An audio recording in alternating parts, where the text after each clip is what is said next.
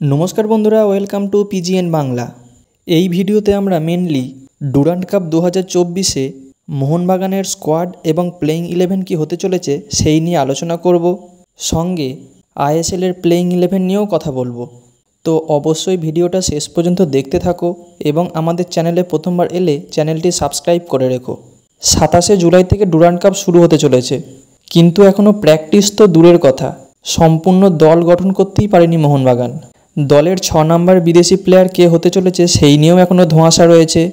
Jamie ম্যাকলারেনের official অ্যানাউন্সমেন্টও এখনও হয়নি, যদিও সেটা 29শে জুলাই হতে চলেছে। তো যাই হোক, এই মুহূর্তে যে প্লেয়ারগুলো দলে কনফার্ম আছে তাদের নিয়ে একটা প্লেইং 11 বানাবো। তবে একটা কথা আগে থেকে বলে রাখি, এই ডুরান্ড কাপে কিন্তু মোহনবাগান তার পূর্ণ শক্তির দল নামাবে না, কারণ সামনে আছে আইএসএল এবং তারপরেই রয়েছে এএফসি চ্যাম্পিয়ন লিগ 2। তাই এই ডুরান্ড কাপে মোহনবাগান একটু সাধারণ মানেরই দল নামাবে। এবার আসি প্লেইং 11-এর কথায়। দেখো, মলিনার কোচিং যেটুকু দেখেছি সে কিন্তু একটু ডিফেন্সিভ মাইন্ডসেট নিয়েই মাঠে প্লেয়ার নামায়।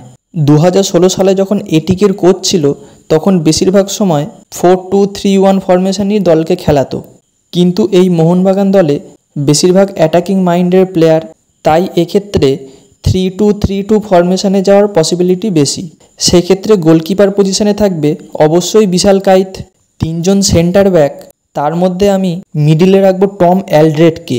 দেখো, এক্ষেত্রে আলবাত্রো রড্রিগেজকে রাখা যেত, কিন্তু যেহেতু ডুরান্ড কাপ তাই আমি রাখবো টম অ্যালড্রেটকে, কিন্তু রড্রিগেজ অবশ্যই সাবস্টিটিউটে থাকবে। টম অ্যালড্রেটের বাঁ দিকে থাকবে সুভাশিস বোস, ক্যাপ্টেন, গত সিজনে অনবদ্য খেলেছে, এবং ডান দিকে থাকবে আনোয়ার আলী। দেখো, যেহেতু আনোয়ার আলী এখনও টিমের সঙ্গেই আছে, অন্য টিমে যোগ দেয়নি এবং মোহনবাগানে থাকার পসিবিলিটি বেশি, তাই আমি অবশ্যই আনোয়ার আলীকে রাখবো। যদি আনোয়ার আলী না থাকে তার বিকল্প হিসাবে দিব্যেন্দু বিশ্বাসকে রাখা যেতে পারে। এরপরে আসি মিডফিল্ডের কথায়। এখানে কোনো বিদেশি প্লেয়ার রাখছি না, অল ইন্ডিয়ান মিডফিল্ডে যাব। 2 জন ডিফেন্সিভ মিডফিল্ডার খেলবে, আপুইয়া এবং অনিরুদ্ধ থাপা। অভিষেক সূর্যবংশীকেও রাখা যেতে পারত, কিন্তু অভিষেক সূর্যবংশীর থেকে অনিরুদ্ধ থাপা বা আপুইয়ার অভিজ্ঞতা অনেক বেশি, তাই এক্ষেত্রে অভিষেক সূর্যবংশী রিজার্ভ বেঞ্চের জন্যই ঠিক আছে। তারপর অ্যাটাকিং মিডফিল্ডার রোলে রাখবো সাহাল আব্দুল সামাদকে, এবং লেফট চ্যানেল আর রাইট চ্যানেল থেকে মনভীর সিং আর লিস্টন কোলাসোকে রাখবো। মনভীর সিংয়ের জায়গায় আশিস রায়কে রাখা যেতে পারত, কিন্তু কোয়ালিটির দিক থেকে দেখতে গেলে আশিস রায়ের থেকে মনভীর সিং অনেকটা এগিয়ে, তাই মনভীর সিংকেই প্রেফার করব।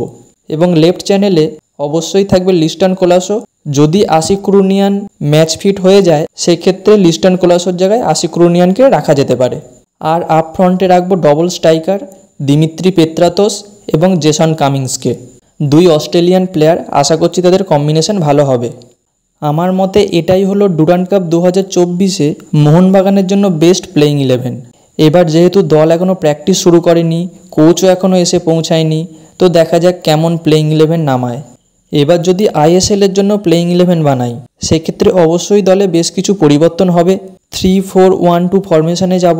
গোলকিপার পজিশনে অবশ্যই থাকবে বিশাল কাইত, এবং 3 সেন্টার ব্যাকের মধ্যে মিডিলে থাকবে আলবাত্রো রড্রিগেজ, লেফট সাইডে থাকবে সুভাশিস বোস এবং রাইট সাইডে থাকবে আনোয়ার আলী।